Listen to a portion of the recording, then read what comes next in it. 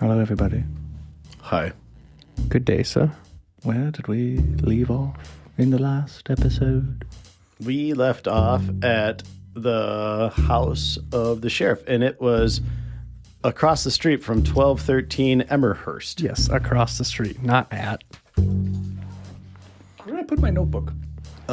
Is it that purple one right there? Yes. You left it in front of the computer. Yep. So, Augustine, Big Z, Birdie, and Tate went and took on a big old gaggle of baddies. Including the sheriff. Zorson's a little messed up. Very messed up. Kind of can't breathe. Like, you guys feel like he needs to see a doctor, like, pretty soon. Yeah. Everybody but the sheriff is dead. And the sheriff is, like, dead. He's, like, barely alive. That's where we left off. Yep. Fontaine got his hand bit. Oh, I forgot that. Yeah. He went, because the sheriff tried to bite down on the pill, and he threw his hand in his mouth. Yes. And he punched him a bunch in the face. Tate took the pill out of his mouth. Small lead capsule. Yeah. You found something. A billfold on the sheriff with notes and a Divisio badge. Yep. Numero 31. There's 30 more of these pricks. At least. 29 now. 29 now. Oh, that's good. Yeah, I like that. Believe you me. Yep, so we did that. Zorson is gravely injured. Everybody else is largely unscathed, except, like you said, Augustine. What's his last name again? Auguste Fontaine. Auguste Fontaine. So Fontaine's hand is bit. The sheriff is barely alive.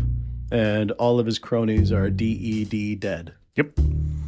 With any medical knowledge or whatever of the time period, is the sheriff savable? No, I think last time I said, let me turn this up a little bit.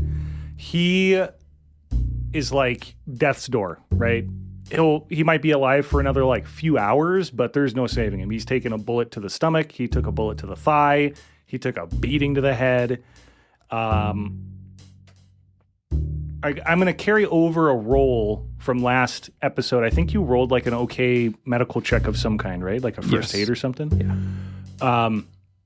Carrying that over into this present session, you might be able to get him like awake for like a few minutes, but it's like, especially for this time period, there's you're not going to do a blood transfusion at a hospital, right? Like, he's done.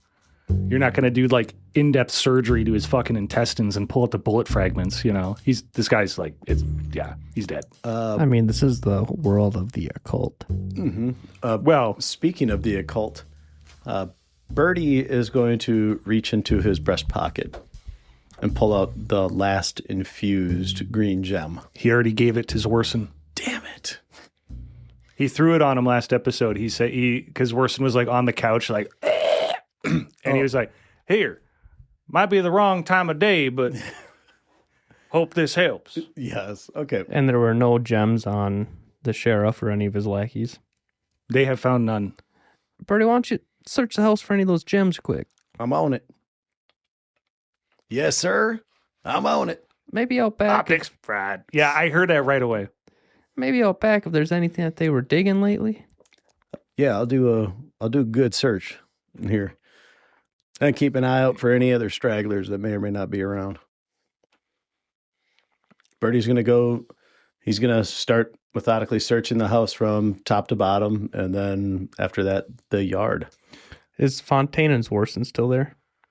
Yeah, Zwarson's laying on the couch in the living room area, holding his throat with one hand and kind of gesturing with the other. Fontaine's kneeling next to him, making sure he's okay.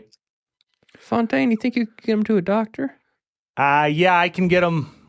Shit, I need to see one too.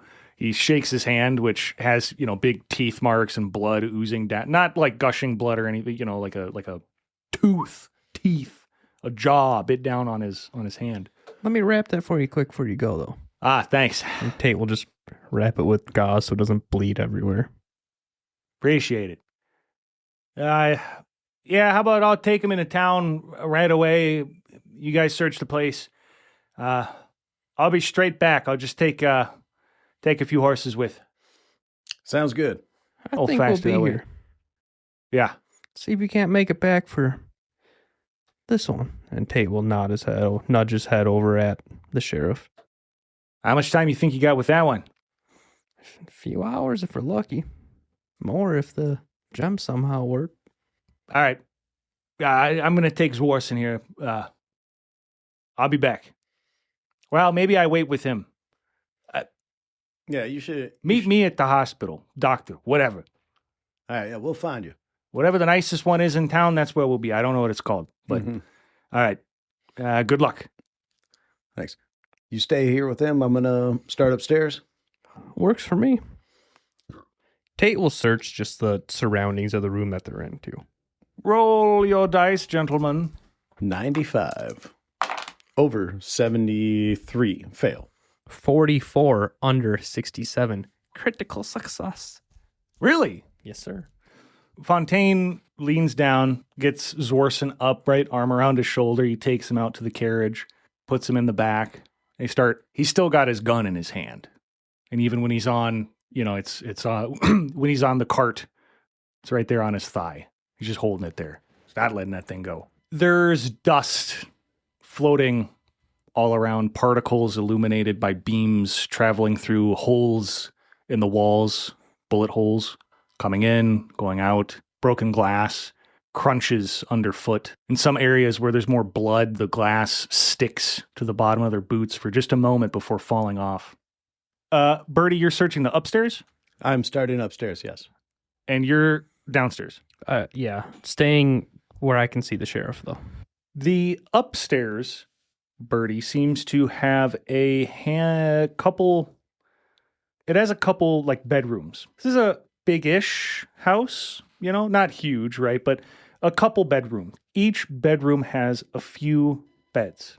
Twins. 3 apiece. Some of them seem to have been used recently, some of them not so much. There is a lot of dust in the air, but there's certain areas that seem used more than others. There's foot lockers, some of which have locks, some of which are unlocked. Digging through them, you find clothes, standard, civilian attire, right? No uniform or anything like that. In some of them, you find ammunition, a handgun, a ring of keys, cash, notebook, stuff like that. Very, standard issue.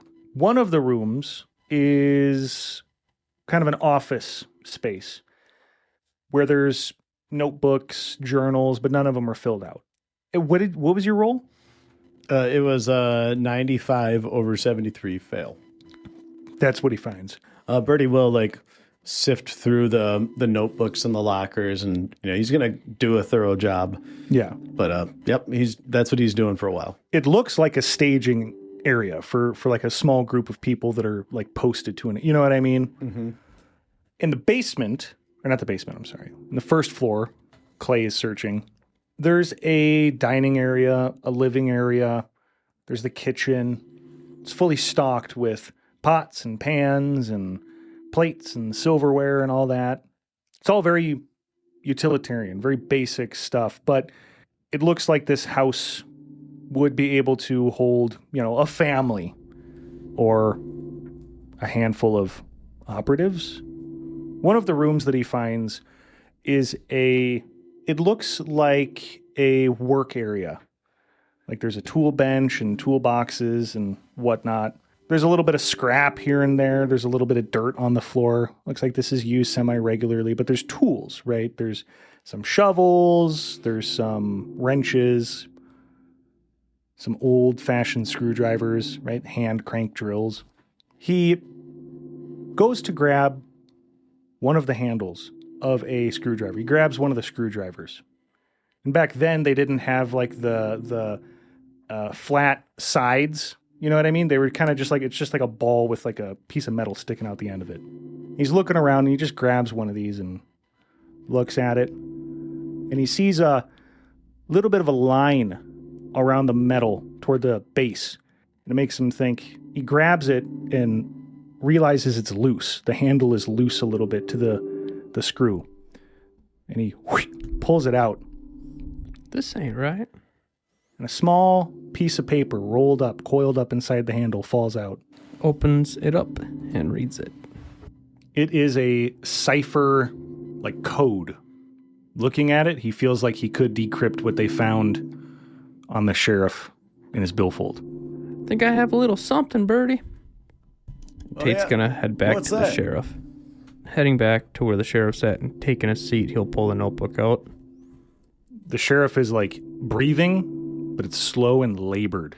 You got a paper, a pen, a pencil, a quill up there, anything? I got all sorts of stuff, man. I'll bring down something. Once Birdie brings it down, Tate will take it, lay it out. I found I think it's their code. Oh, And he'll start working between the two and trying to write out the journal. With any luck, Birdie, this will tell us something useful. oh. Birdie's going to look over his shoulder to see if he can't help decipher it. Roll an intelligence check, and this is going to determine how long it takes you to decrypt the documents. 86 over 85. Fail. 23 under 85. You could luck that one and pass. If you're lucky, I'm good with it. There was a fan of the show that messaged me, and I hope someday he gets to this episode, but he's in chapter 2, and he DM'd me. He said, Tate just used 6 points of luck to find out that it's weird for a right-handed person to write with their left. I'm like, yeah. When you use that, do you spend it like completely? Yeah, it's permanently gone unless some special act of God type of thing happens to rejuvenate your luck. You know, I'm not really making heads or tails of this. Why don't you check out back, give me some quiet. I think I'm getting it pretty good. All right. Well, I'll go out back then. So you rolled successfully. So each document is going to take about 30 minutes to decrypt. They're not very long, but it is a complicated code, right, to break down.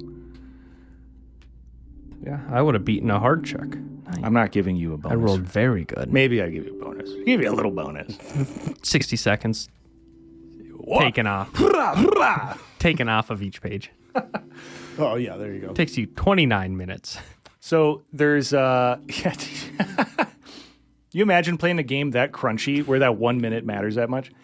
No, thank you. So one of the slips of paper has one like note. It has one like message. The second piece of paper has two messages with one message with a space in between it, right? So in total there's 3. The third is very short. Now, it's going to take about 30 minutes per document, the last one being shorter, so we'll say 10 minutes.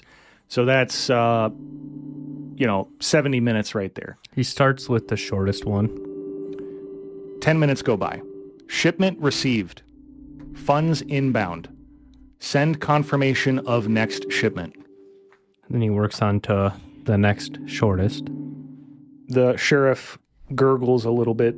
There's a blood dripping down the side of his face, his mouth. I mean, there's nothing he can do.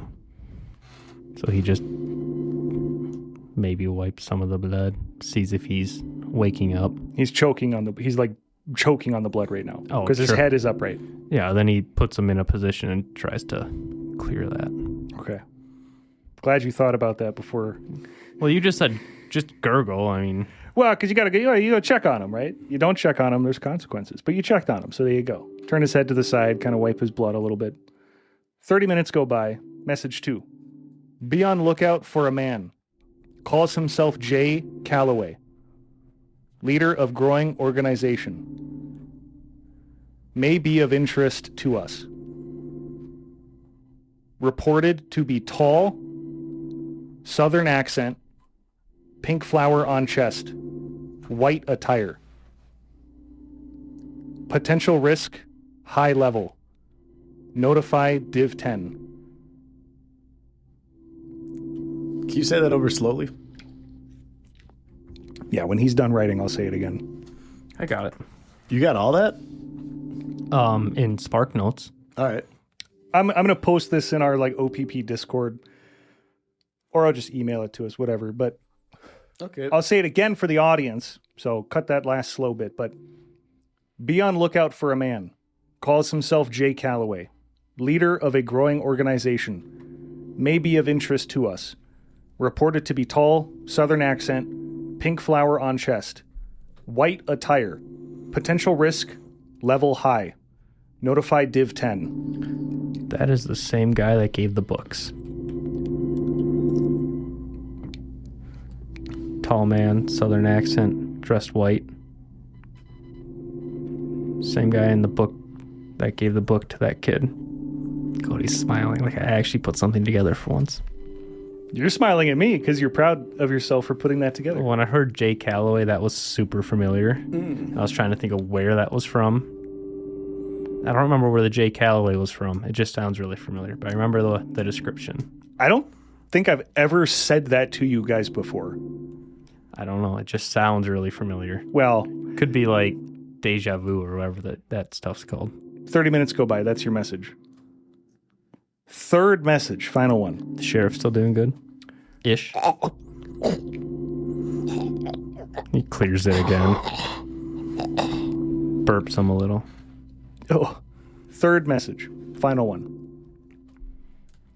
High value, high value. Danger elevated, confirmed. Protective movement activated. Urgent movement.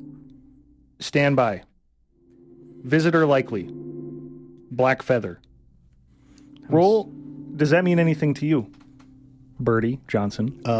Birdie is reading the notes that Clay has deciphered. And the black feather makes him think of crows and the hag and let's see, maybe that wandering wraith out in the mists that was helping out Creedmoor. Yeah, but Divisio wouldn't have killed Creedmoor if they were helping him. I rolled a 63 under 85 for intelligence. What was his intelligence check? His intuition? Yes, to see if that made any sense. What did he roll? 63 under 85. Okay. So yes, he's got all that. But it also reminds him a little bit, right? Intuition is not necessarily like a super logical thing always, but it reminds him of when he had the dream where he got the address from. Black feather reminds him of that shorter person, that dream that he had where he got the address. Something about black feather makes him think of that shorter figure. This third note here. Yeah, I'm kind of black feather and crows. We've seen a lot of crows, haven't we? Yeah. Well, the vision I had that showed me the address, the 1123 Elmsworth or wherever the heck we're at right now. Let me consult my... across the street from it.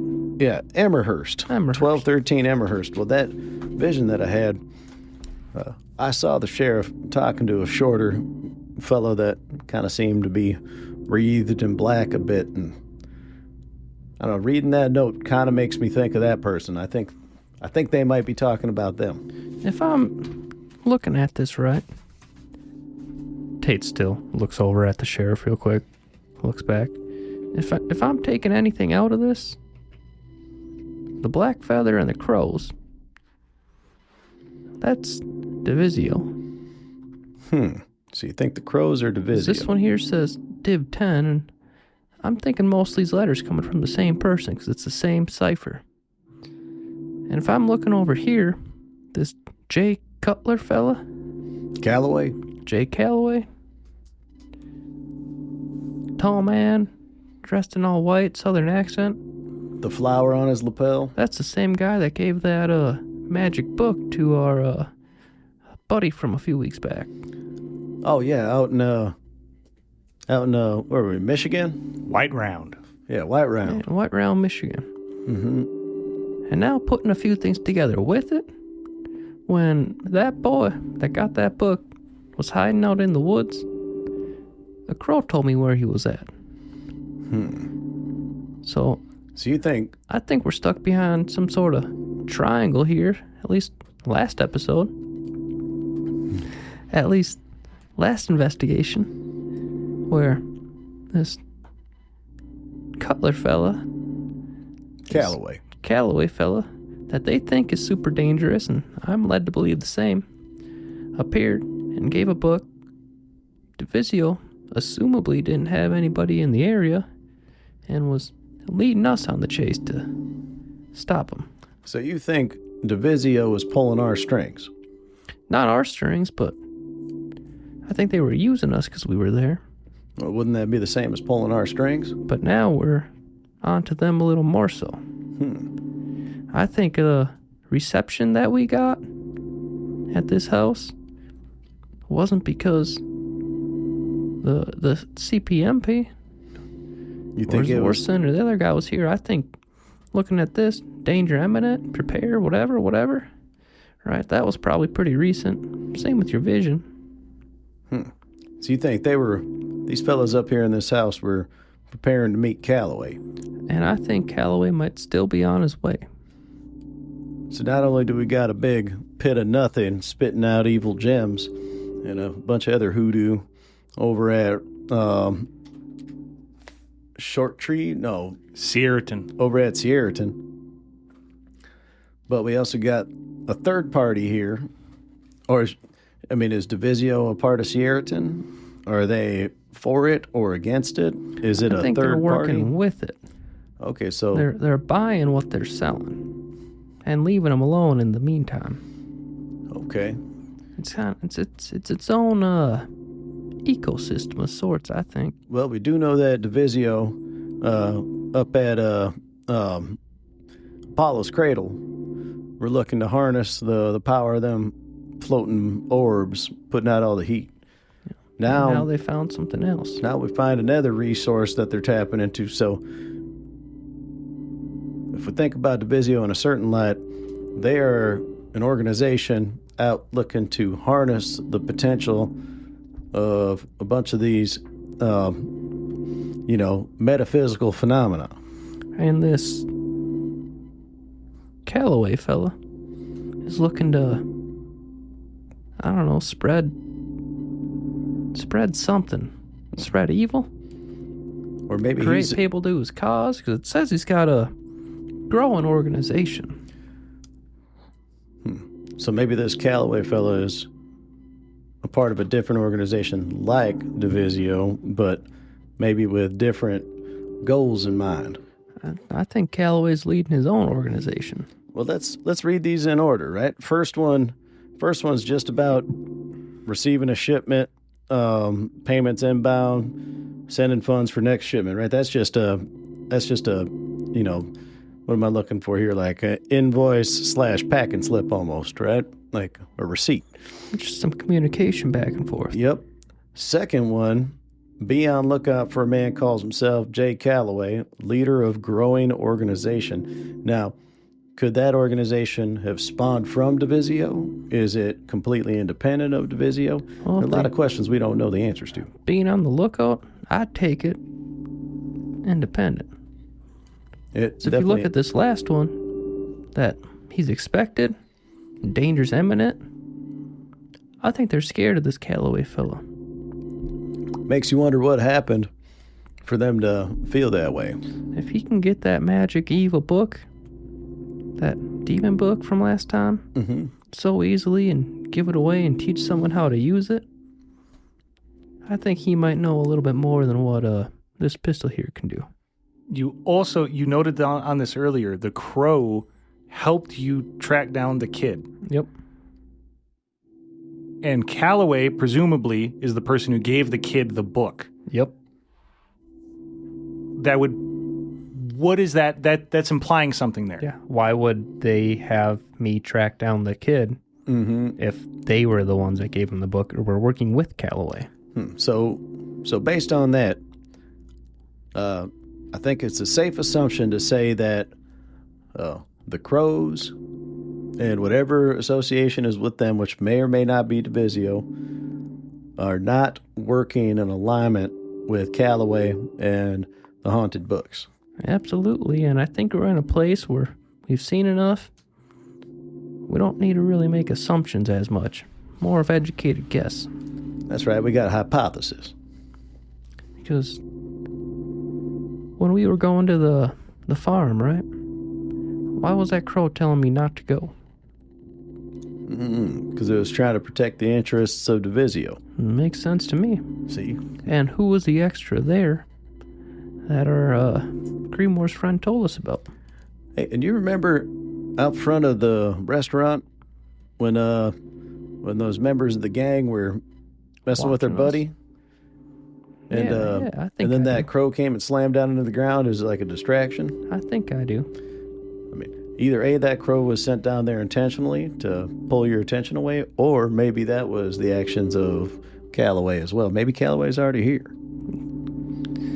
To be honest, it wouldn't surprise me if he was here, there, and somewhere else. Well, where the heck are my visions coming from? This is true too. And where'd our friend come from last night? We're thinking Was right it now that last this night? is... Yeah. We might be thinking too much in a binary sense. You know, Divisio and other. Maybe it's way messier than that. Maybe there's a Considering your bunch of players. I guess now, backpack buddy that just appeared in the room, walked away. He did say he didn't have much time, so like he couldn't be there for long. I think there's people out there that got a way of being places. The backpack guy with the strangely rectangular square back. Yeah. Yeah. Okay. And his coyote. Well, still messy. But I think right now it would be a safe assumption to say we don't trust the word of crows and keep our heads on swivels for everyone else. And if there's a coyote around, it's probably our friend. Until it proves otherwise, I think we can make that assumption. Well, his views for these next few days align with ours, at least. Well, all right. Yeah, I didn't find nothing upstairs. Nothing too telling. Just, you know. We search it pretty good. You need me to check.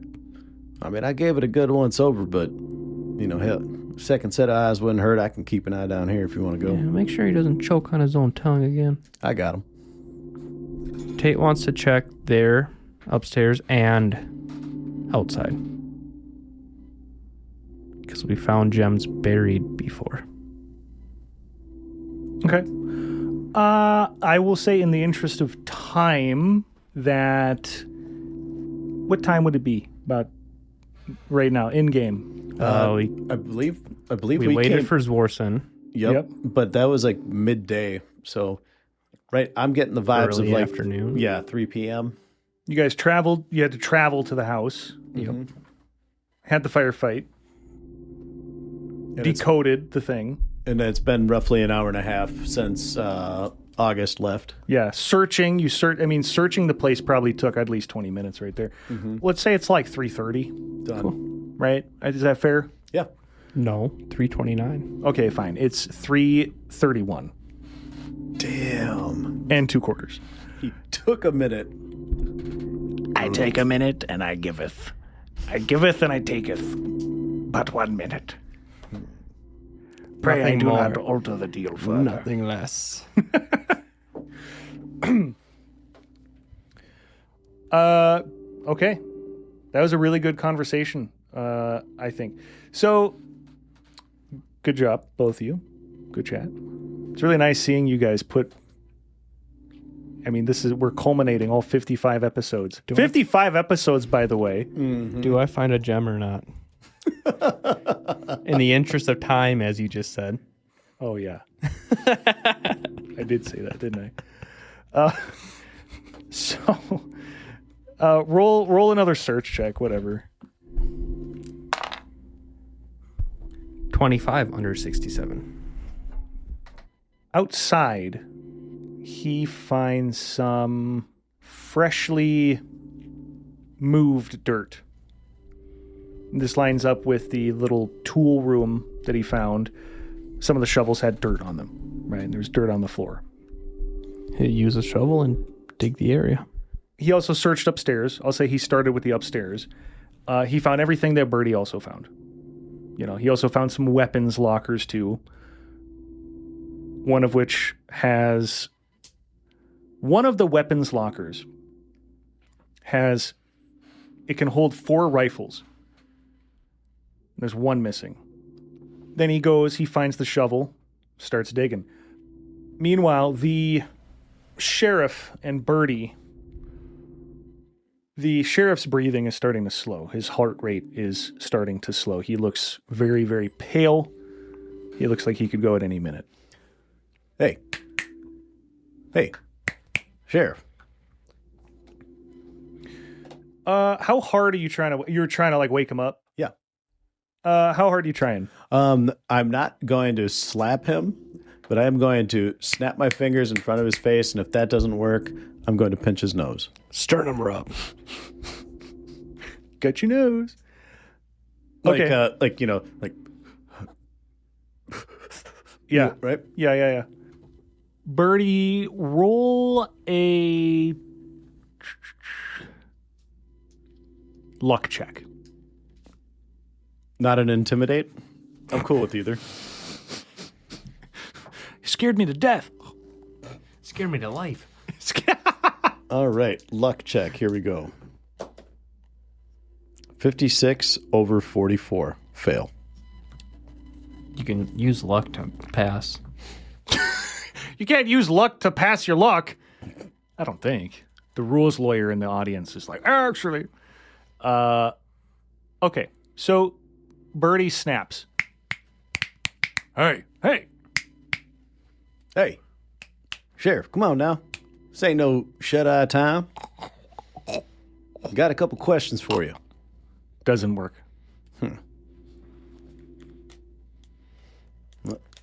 I wonder what you must be thinking. I'm just going to talk to him. Wonder what you must be thinking there right now. Slowly succumbing to the inevitable black nothingness that is death. Was the life you chose worth it? I mean, really, was it? You know, playing around with gems and pits and crows and whatnot. Like, was that fulfilling? Or did they have some kind of hold over you that just made you a prick?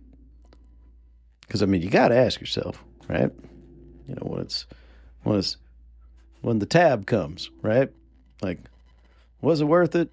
Did you do it everything? Did you do everything the way you wanted to do it? Were you coerced into everything?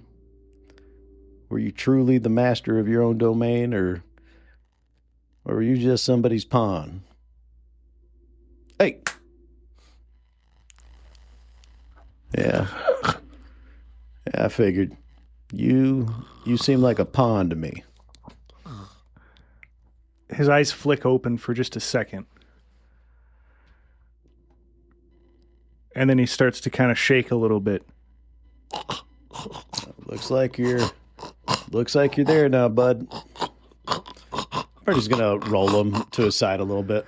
Birdie gets the impression he's laughing. Oh, well, you found something funny, huh? Well, you certainly weren't in charge. He's gone. Yeah. Normally one would say rest in peace, but I don't think you deserve it. Birdie's going to light a cigarette.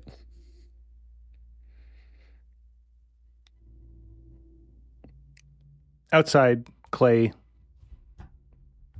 digs a hole in some freshly turned soil. And in the bottom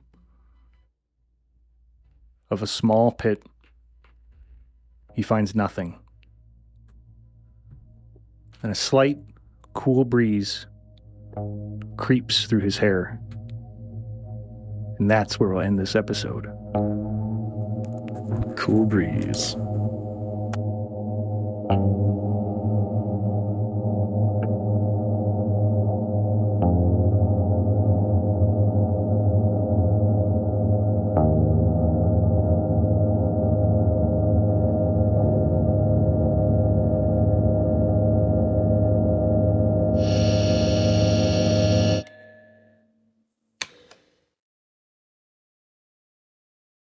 Hey everybody, it's me, Cody Zenner, coming at you with a post-show chit-chat and conversation and update and everything. I'm going to start by getting the important things out of the way. Number one, did you know we have a Patreon? If you don't, then you don't listen to these post-show things, and you should be ashamed of yourself. No, I'm just kidding. You shouldn't. You should be proud of yourself. You've come a long way and you've worked very hard. So let me tell you about our Patreon. On the Patreon, we have behind-the-scenes content, deleted scenes, bloopers reel, all that jazz. We have old Parasol offline where the guys and I just chit-chat about bullshit and whatever for hours on end. We also have some extra shows. Cylinder Cycle, we have many shows coming up for that. We have a D&D show on there. We have a spin-off set in the world of Suffer Not with some characters who make a cameo in, guess what? Suffer Not. And there's lots more to come. Early access when art gets put out, and also your name gets shouted out. Speaking of which, let me get a big shout out to our beautiful patrons. Crush, Xander is here. Canned Bread. We love canned bread on this program. Glans Dilzig, Carter Garcia, Paul Davis, Steak, and Toto Rose Bang Bus. You already knew it. What else do we have? We have merch. We got some new shirts, like I mentioned before. Some pretty cool shirts. I really like them. I wear them all the time to the goth coffee shop, as I've mentioned. What else? We have prints. We have new posters that are out there, too. So if you really liked Apollo's Cradle, or you just really like the art, man, maybe you think, dude, fucking So Let It Be Written sucks, but I really want that on my wall. Hey, that's fine. Props to the artist. Go check his work out on Instagram. What else? Oh, I mean, coffee mugs, whatever. You get the whole thing. We also have a Discord where people can pop in, hang out, chit chat, theorize about what's going on in the show, which is predominantly what happened in this episode. It was a shorter episode, but I think it was really packed. I'm really happy to see the agents kind of start to at least try to piece things together. We have 60-something episodes now of content, and little hints, little clues, little things that have come up that they've seen and have sometimes kind of ignored or brushed off or walked past, which is fine. But there is a mystery to be solved, and I think they're working in the right direction. I'll say that. Which is always fun to see, especially as, you know, the GM of the game. You always get like that little smile on your face you have to hide when people start to kind of, you know, put things together. They start the seeds you planted start to bloom, you know.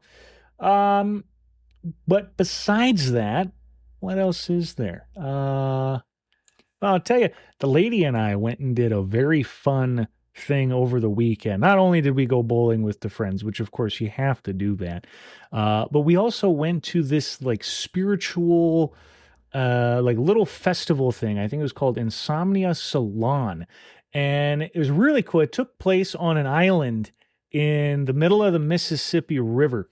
And it was actually kind of big. If you don't realize how big the Mississippi is at certain points, it is a very big river, as I'm sure you can imagine. So the island was not small, right? And it's in the middle of the river. So, and it was kind of like sunset, right? So there was music playing, there were tarot cards, there was like weird kind of hoodoo voodoo mystical stuff. It was really obviously like food trucks and, you know, people selling like CDs and t-shirts and rocks and stones and shit. Of course, I bought a t-shirt. But it was really, really cool. It was really, really cool, especially just like the time of day. I mean, just watching the sunset on the river and all these really big, cool boats. It was a very, we'll say, spiritual experience, very on brand for the type of stuff that we do here on this program known as Suffer Not. Because I sure wasn't suffering. Yeah. What else? I think that's about it. That's all that's been relevant outside of, work. I mean, God, who wants to fucking talk about work after work? Oh, let's get off work and go talk about work. Oh, fucking kill me. Kind of like the sheriff, hey. Haha. But I think that'll do it. I won't belabor the point, you guys check out the Discord, check out the cool stuff on there, check out the merch on the website, check out the Discord, and lots of new stuff coming. I'll tell you guys, it's been fun. It's been a really fun journey. And there's a lot more to come. I think for me, like my work life balance, especially with the show, was really out of whack for a couple of months there. And I worry that shows through in the final product of the show, where it was really struck personally, right? Not to like pour my heart out and whatever, but I think things are a lot better right now for me, and I'm getting back into the groove, which, God willing, right? God willing, will mean more beautiful, high quality content for you guys to enjoy and criticize and chit chat about. So anyway, my last little favor request would be leave a comment, leave a review, whatever, share the show with your friends. Go to the little game store. Tell people about it. Go to your little card store, wherever you go play Warhammer, wherever you go play D&D, you play Magic the Gathering, Yu-Gi-Oh, or whatever. Do people still play Yu-Gi-Oh? I don't know.